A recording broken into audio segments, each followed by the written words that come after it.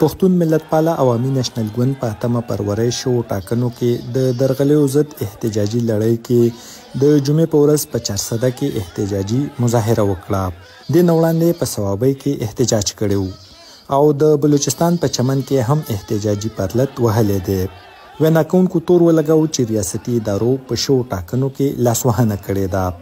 انقلاب بلوچستان کے چالو دے، انقلاب سندھ کے چالو دے، انقلاب پنجاب کے چالو دے اور انقلاب تاریخی کا پختونخوا راوچدے گی ټول ملک به یوځای کېږي. په دې یوه نقطه چې د فوج کردار به د جمهوریت او د سیاست نه ختمول. د پاکستان پوز بیا په ملکی سیاست کې د لاسوهنې تورونه رد کړي دي او د پوز مشر جنرال عاصم منیر د فروری په 10 په یو بیان کې نگران حکومت د انتخاباتو کمیشن او د پاکستان ولس ته مبارکي ورکړې وه او انتخابات یې کامیاب او آزاد ګڼلي وو. خو په دې ټاکنو کې زیاتره ګوندونه درغلیو تورونه لګوي او په دې کې ریاستي ادارې ککړې ګڼي. احتجاجي مظاهرې په خیبر پښتونخوا کې تحریک انصاف، مذهبي ګوندونه او عوامي نېشنل ګوند کوي.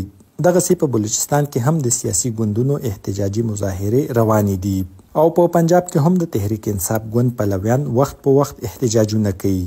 امریکې، برطانیې او یورپي یونین هم د پاکستان په انتخاباتو کې د درغلیو په تورونو اندېښنه ښکاره کړې ده او په دې برخه کې د سپا او بیړنیو پلټنو غوښتنه کړې ده. د پاکستان نگران وزیر اعظم انوار الحق کاکړ او الیکشن کمیشن د درغلیو تورونه رد کړي او دا د پاکستان داخلي معامله ګڼلې ده. د عوامي نېشنل ګوند مرکزی جنرال سیکرټري میات طاهر حسین ویل په دې ټاکنو کې درغلي شوي دي او دوی به د پرم د مزاحمت د لارې خپل احتجاج روان ساتي تر څو چې نوې ټاکنې نه اعلان شوي. موږ به دې ټاکنو یقین نه ساتو. موږ دا مسترد کوو او مسترد کوو به یې تر هغې تر څو چې دلته نوې ټاکنې نه وي شوې او پاکې او شفافې ټاکنې نه وي شوې. د احتجاج کوونکو وینا وه په سند، پنجاب او تر څه حده بلوچستان کې د هغو ګوندونو حکومت جوړیږي کوم چې دغه صوبو د حقونو دپاره اواز پورته کوي.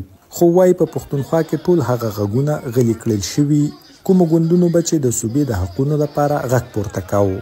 احتجاج کوونکو غوښتنه کوله چې په ټاکنو کې د شو ممکنه درغلیو د پلټنو دپاره د عدالتي کمیشن جوړ کړی شي او وایي د دې دپاره دوی ثبوتونو ورکولو ته هم تیار دي.